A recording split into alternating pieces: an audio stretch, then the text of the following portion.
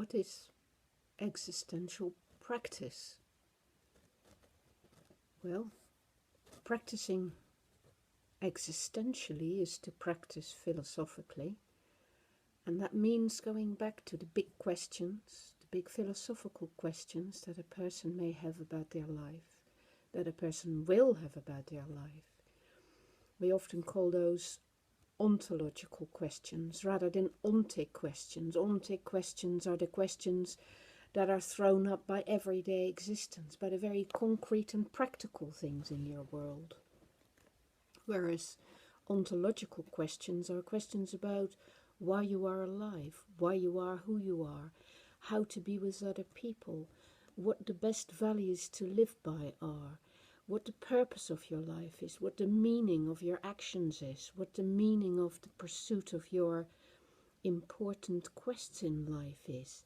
Should you be happy or not? Those are the big philosophical, ontological questions that people get preoccupied with. And existential therapy deals with them directly, dialogues with people about them, obviously from an understanding of philosophical interventions as well as psychological and emotional interventions. So that makes it very powerful.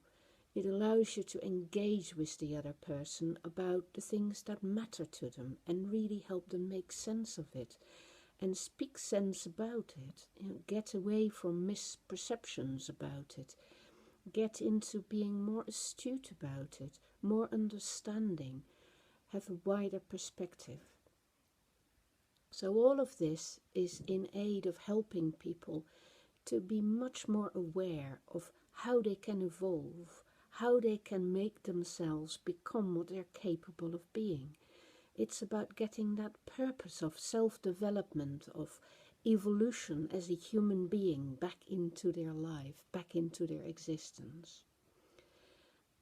And essentially, that is about teaching people how to live by truth, how to live by a kind of scientific pursuit of what is reality.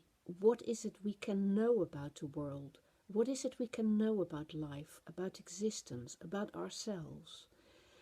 And of course, one of the objects of that, one of the ways in which we can do that best, is to learn that just one opinion is never enough, that we have to broaden our view to have a wider perspective and to know how to switch from a wide angle to a focused angle at different times, so that we can get different views of reality and continuously investigate what is the case, rather than assuming that we already know, or that just because we feel something about something, that is the truth.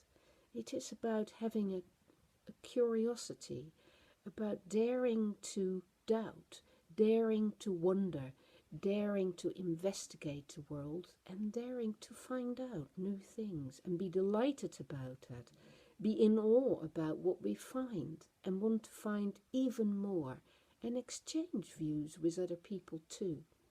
So it is about the spirit of discovery. It is about getting into that mindset that allows you to play with life and explore it and be on an adventure where things become more and more interesting and we find out what our tensions and our fears and our worries are about. We set them against the universals we can discover. We set them against the paradoxes of existence that people have written about and know about. We set them against the infinite, against a perspective from eternity, as Spinoza would have said. And so it's all about achieving greater and greater awareness about human existence, human thinking, self-reflection and understanding. In doing so, we get a much greater sense of direction. We get a sense of possibility, a sense of how the world works, of how human existence can be made much more interesting, much more doable, much more pleasurable, much more exciting. how living is about learning, how learning is pleasurable, is good, how we can throw light in the darkness, how we can use darkness also to reflect, how we can use the contradictions of living to actually live in a better way, how we can find a way to balance between the paradoxes, the contradictions of life, and have flexibility in living with those. It's also, and always starts with this and always goes back to it, about facing up to our prejudice and to the wrong assumptions we all carry with us and we continue to carry with us. So we have to continuously be willing and open to investigate that prejudice and those assumptions. And this applies every bit as much to you as the therapist as it applies to your client. The bias is both on the client's side and on your own side. But together, setting two views together, you stand a good chance of becoming aware of the bias and to expand beyond it so as to elucidate the question better than you could ever do on your own. So that brings self-reflection into the process, both on the therapist side and on the client side. Not to be afraid of challenge and reflection, but to be responsible, to be willing to ask the question and try to answer the question all the time, to find a response to life, not in reactivity, but in understanding, not in reactive fear and argument, but in search for truth and in a search for balance and in a search for real understanding and togetherness and perspective and finding truth. It always comes back to that at the end of the day, whether we're looking at things that are happening in a physical way, in a social way, in a personal or psychological way, or in an ideological way, in a spiritual way. It makes no difference. We're always struggling to get the balance right and to throw light on the dark places of our understanding so as to elucidate and enlighten ourselves. In that process, we are not so separate from each other as we think, because all of our experiences and all of our thoughts put together are what bring the possibility of truth.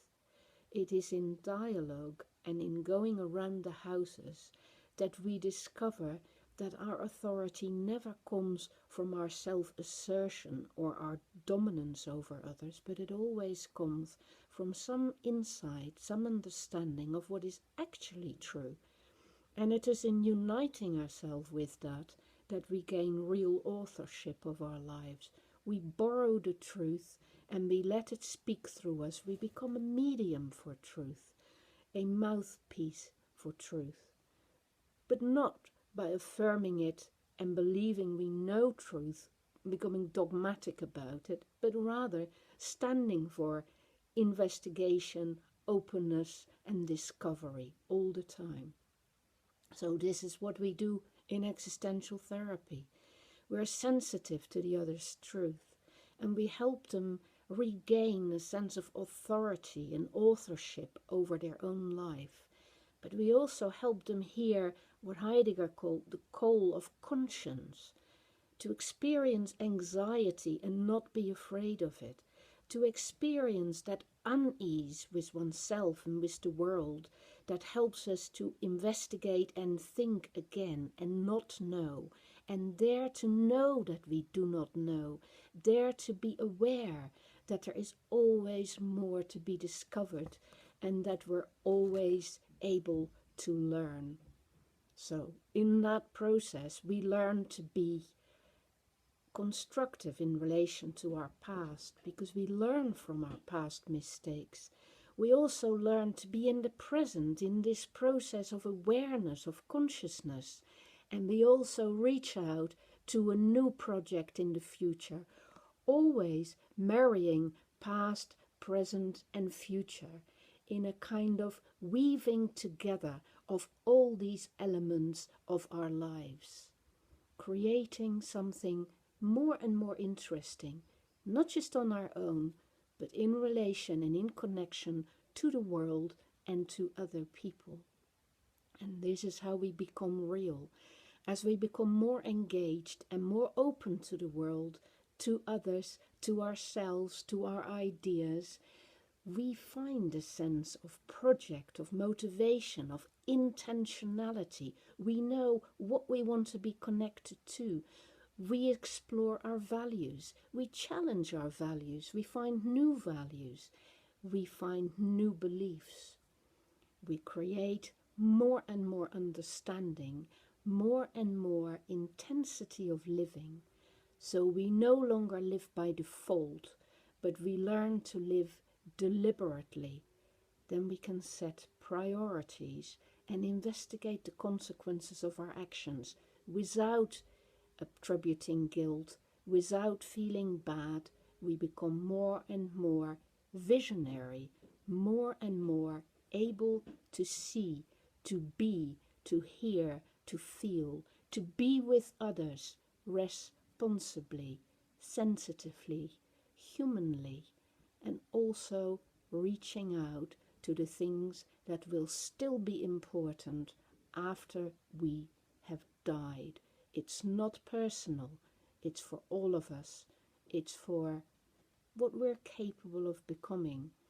Make a little bit of difference.